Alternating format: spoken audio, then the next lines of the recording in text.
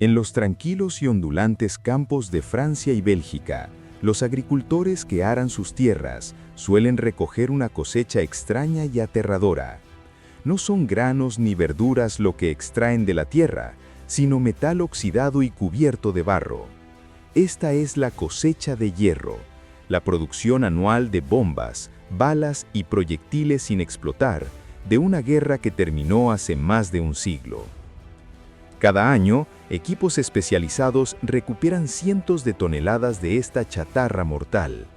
Algunos proyectiles están cargados de potentes explosivos, pero otros contienen algo mucho más siniestro. Un leve silbido al ser movidos es la señal reveladora de un veneno líquido, un agente químico diseñado para matar de las formas más horribles imaginables. Más de 100 años después de que las armas de la Primera Guerra Mundial se silenciaran, esta cosecha de hierro sigue cobrándose vidas. Agricultores, obreros de la construcción e incluso niños han muerto o han quedado mutilados por estos fantasmas del pasado. La guerra dejó un legado envenenado, enterrado justo bajo nuestros pies, un horror que sigue matando hoy. Entonces, ¿cómo llegó el mundo al punto de sembrar veneno en las tierras de cultivo? La respuesta reside en el estancamiento ensangrentado y ahogado por el barro del frente occidental. A finales de 1914, la Gran Guerra se había detenido. Millones de hombres se atrincheraban en una enorme y precaria red de trincheras que se extendía desde la frontera suiza hasta el Mar del Norte. La ametralladora y la pieza de artillería habían convertido el ataque en una pesadilla suicida, con oleadas de soldados abatidos por apenas unos metros de ventaja. Los líderes militares de todos los bandos ansiaban un gran avance, una nueva arma que pudiera romper el estancamiento. La búsqueda de esta arma milagrosa los condujo no a un cañón más grande ni a una bomba más potente, sino al laboratorio. Los agentes químicos no eran nuevos, se habían utilizado durante siglos, desde flechas envenenadas hasta vapores de azufre. Pero la escala industrial de principios del siglo XX ofrecía nuevas y aterradoras posibilidades.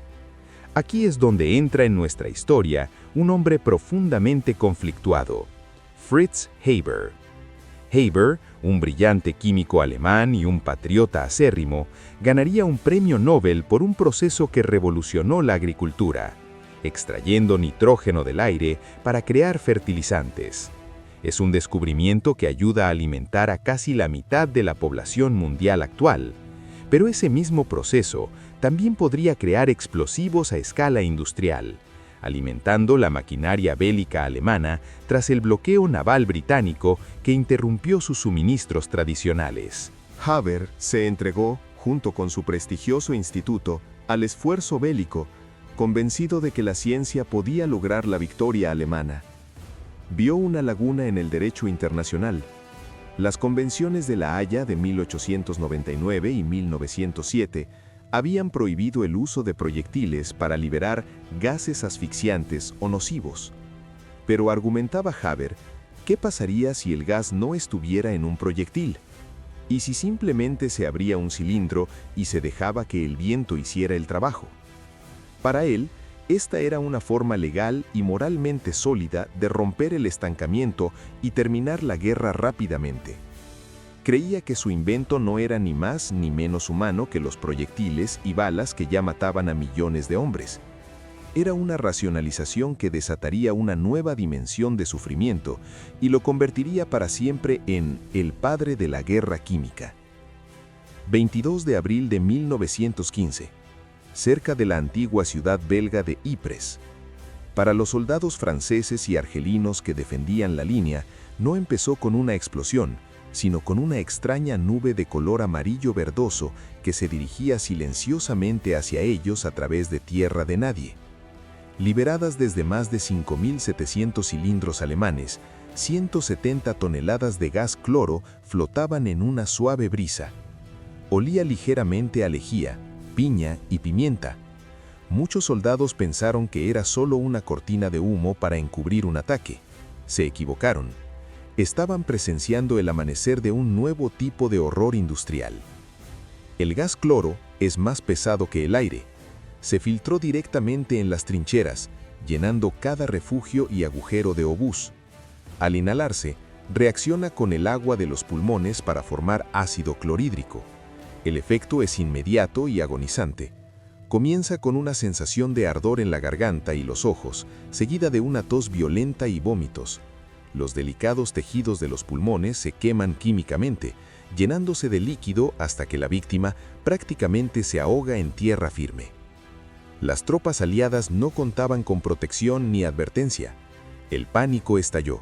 Los hombres huyeron aterrorizados, con el rostro deformado por la agonía, ahogándose y jadeando. Quienes no pudieron escapar se arañaron la garganta, con los pulmones llenos de líquido. En tan solo unas horas, el ataque mató a más de 1.100 soldados e hirió a miles más. Se abrió una brecha de 6 kilómetros en las líneas aliadas. Era la ruptura con la que los alemanes habían soñado. Pero estaban tan desconcertados por la espantosa efectividad de su nueva arma y tan asustados por el gas residual que no aprovecharon su ventaja. La brecha se cerró, pero el tabú se rompió. Un nuevo y terrible capítulo en la guerra había comenzado. El mundo reaccionó con indignación, pero en la brutal lógica de la guerra total, la indignación rápidamente se convierte en imitación. La era de la guerra química había llegado, y estaba a punto de escalar hacia una grotesca carrera armamentista de veneno. El genio había salido de la lámpara. La conmoción de Ypres obligó a ambos bandos a una frenética carrera de escalada y adaptación. El cloro era aterrador, pero también rudimentario. Su color verde y su penetrante olor lo hacían fácil de detectar, y los soldados idearon contramedidas rudimentarias con una velocidad asombrosa. Al principio, se les indicó que se cubrieran la cara con paños empapados en orina. El amoníaco de la orina ayudaba a neutralizar el cloro. Esta solución rudimentaria evolucionó rápidamente hacia capuchas más sofisticadas y para 1916 hacia el muy efectivo respirador de caja pequeña. Pero a medida que las defensas mejoraron, los venenos se volvieron más escurridizos. Los alemanes, y pronto los aliados, recurrieron a un nuevo asesino, el fosgeno.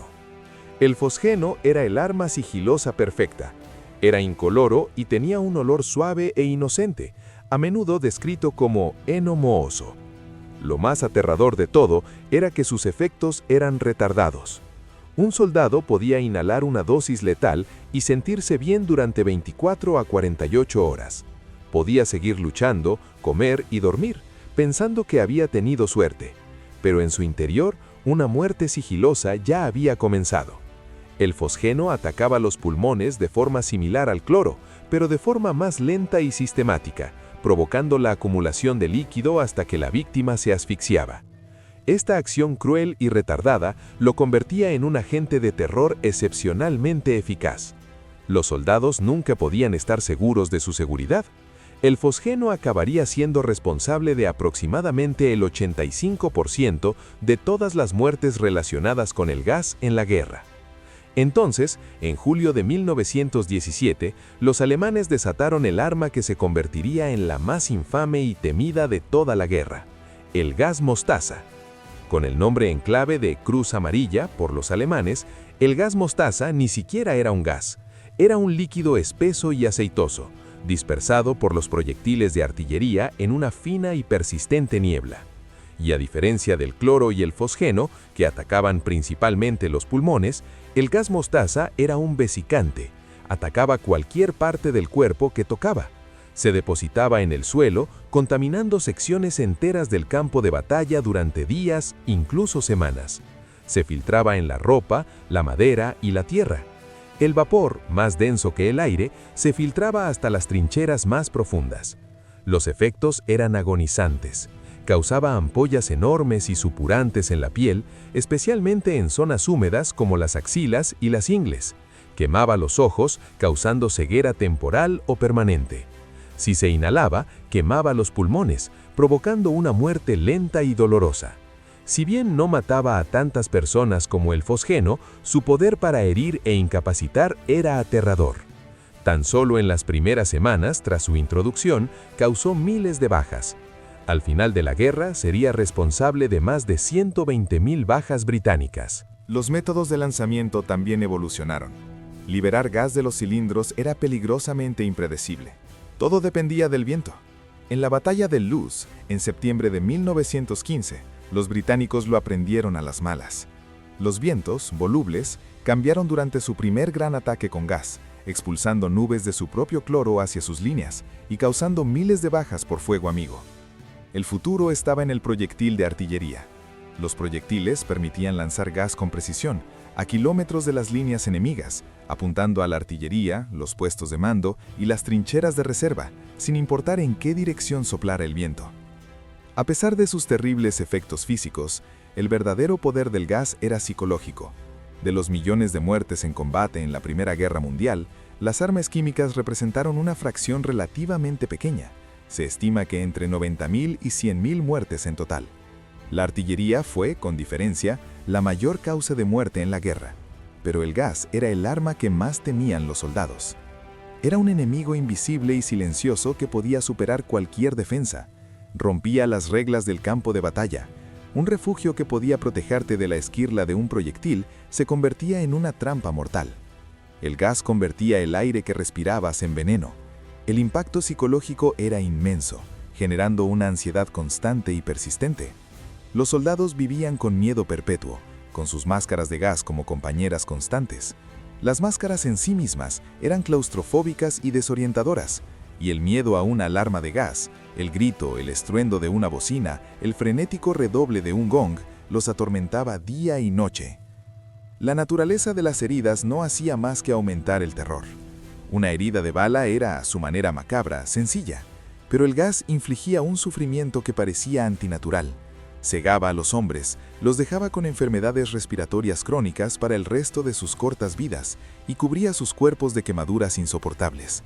La imagen de camaradas gaseados, tropezándose a ciegas en fila, con las manos sobre los hombros del hombre de adelante, la piel ampollada y en carne viva, tosiendo las paredes de sus pulmones, era una imagen del infierno que se grabó a fuego en la mente de todos los que la presenciaban. La guerra con gas no solo mataba, desmoralizaba. Representó un nuevo mínimo, un descenso a la barbarie industrializada. Alemania lideró la producción, pero Francia y Gran Bretaña no se quedaron atrás. En total, se estima que 1,3 millones de soldados fueron víctimas de esta carrera armamentística química, con sus cuerpos y mentes marcados por la guerra química.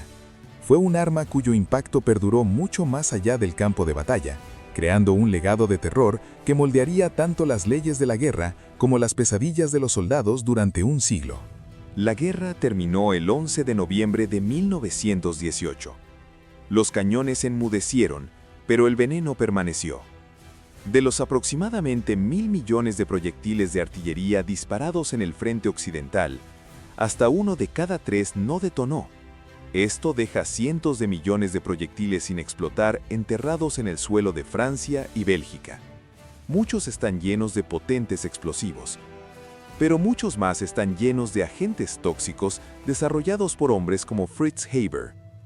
Esta es la cosecha de hierro. Cada año, durante la temporada de arado, la tierra entrega su cosecha mortal.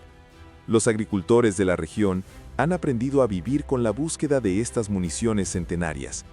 Las colocan cuidadosamente en la cuneta de la carretera para que las recojan unidades militares especializadas en desactivación de bombas, como la DOBO-CD de Bélgica o el Departamento de Desminado de Francia.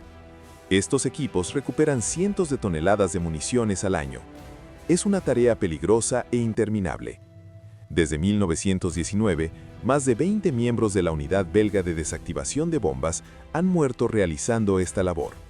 Cientos de civiles han muerto o resultado heridos al manipular accidentalmente estas armas inactivas. Los equipos de eliminación se enfrentan a una difícil decisión con cada proyectil. A menudo es imposible determinar desde el exterior si un proyectil corroído contiene explosivos o gas. A veces un silbido es la única pista. Deben tratar cada proyectil como si fuera un arma química potencial. Los proyectiles corroídos pueden filtrar su contenido tóxico al suelo y a las aguas subterráneas, envenenando la tierra durante generaciones. Y no solo en tierra. Después de la guerra, enormes cantidades de municiones químicas sin usar fueron simplemente vertidas al mar. Hasta el día de hoy, los barcos pesqueros de arrastre a veces recuperan estos proyectiles, causando quemaduras graves y lesiones respiratorias a sus tripulaciones. En las zonas de combates más intensos, como los alrededores de Verdún, la contaminación es tan grave que regiones enteras fueron declaradas zona roja. Demasiado peligrosas para la vida humana, estas zonas constituyen un inquietante paisaje lunar de cráteres y fosas, donde el suelo está saturado de plomo, mercurio y municiones sin detonar. Los expertos estiman que podrían necesitarse otros 500 años tan solo para limpiar el antiguo campo de batalla del Somme. La guerra ha terminado, pero se ha negado a desaparecer. Sigue siendo una presencia física y tóxica, un horror que aún hoy sigue matando. El uso de la guerra química en la Primera Guerra Mundial marcó un punto de inflexión.